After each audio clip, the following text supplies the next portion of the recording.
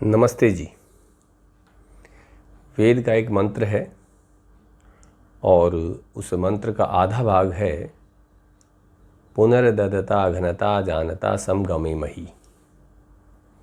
इस मंत्र को ऋषि दयानंद ने स्वस्ति वाचन में भी रखा है।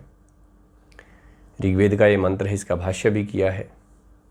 और इस मंत्र का ये भाग हमें ये निर्देश देता है कि हमें किस प्रकार के व्यक्तियों के साथ संगतिकरण करना चाहिए, किस प्रकार के व्यक्तियों की संगति करनी चाहिए। तो आइए उसको देखते हैं कि क्या वेद का आदेश यहाँ पर एक मनुष्य मात्र के लिए है, क्योंकि वेद तो मनुष्य मात्र के लिए है, सबके हित के लिए है, और उसके सिद्धांत भी प्रत्येक व्यक्ति के लिए और प्रत्येक व्यक्ति का हित करते हैं। तो उस मंत्रांश में कहा गया है पुनर्ददता अघनता जानता समगमे मही, अर्थात 3 प्रकार की विशेषताएं जिसमें होती हैं, ऐसे व्यक्तियों की संगति हमें करनी चाहिए। कौन कौन से? कहा गया है ददता अघनता जानता। ददता अर्थात जिसकी प्रवृत्ति देने की हो, दूसरे के सहायता करने की हो,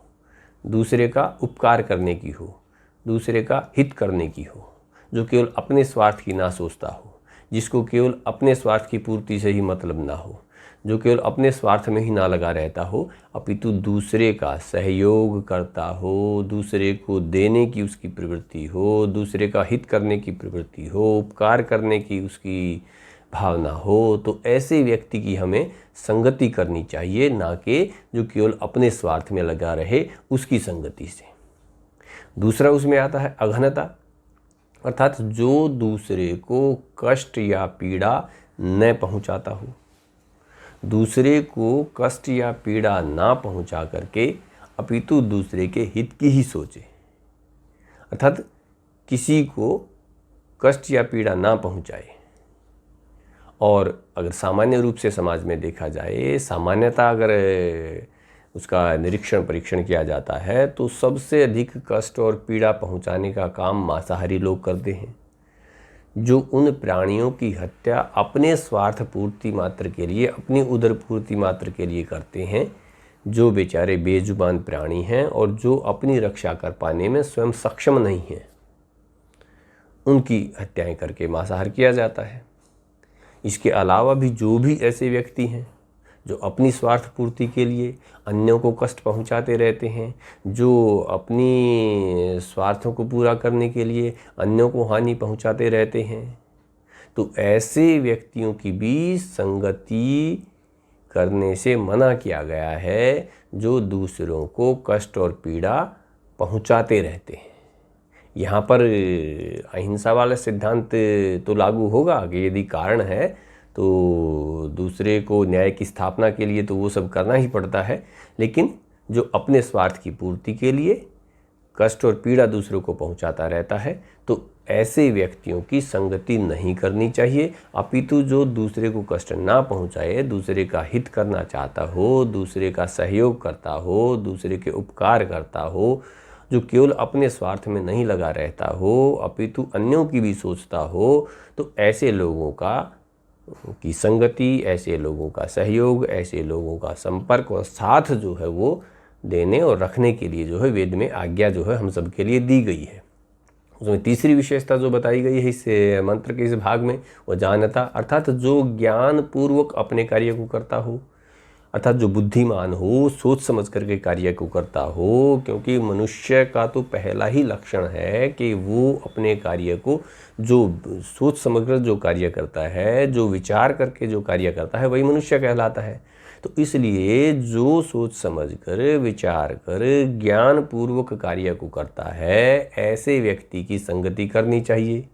ये नहीं है कि जो बिना सोचे विचारे अंधाधुंध जो है कार्यों को करे, अपनी भी हानि करे, दूसरों की भी हानि करे, क्योंकि बिना सोचे समझे विचार के कार्य करेगा तो उसमें हानि होने की संभावना रहेगी, अपनी भी और दूसरे की भी। तो ऐसा नहीं, वेद में कहा गया है कि जो ज्ञानपूर्वक कार्य करता है, जो बुद्धिमान है, ऐसे व्यक्ति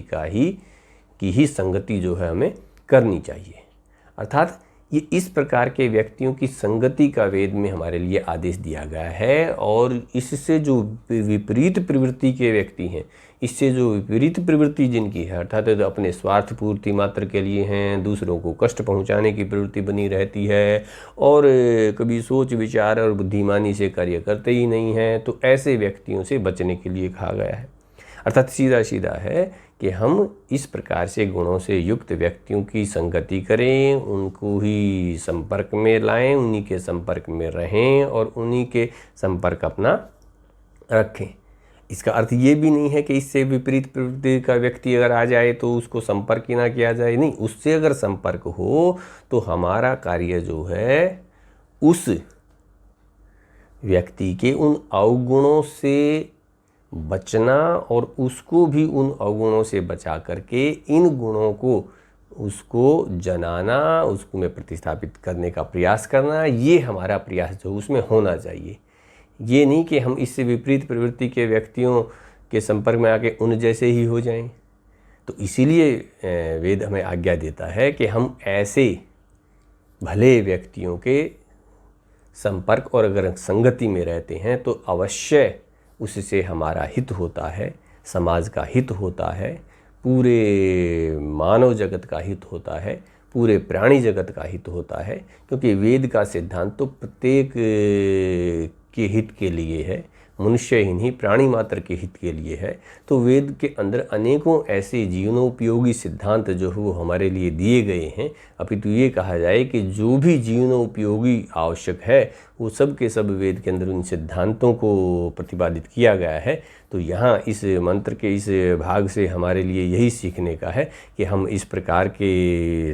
अपने सहयोगी रखें, इस प्रकार के व्यक्तियों से संपर्क करें और इस प्रकार से अपने जीवन को चलाएं, तो हमें सुख की जो है हमारी वृद्धि होती है और हम दुख से बचते हैं। तो ये वेद का आदेश हर व्यक्ति के लिए है और हम सबको इसका पालन करना भी चाहिए। धन्यवाद।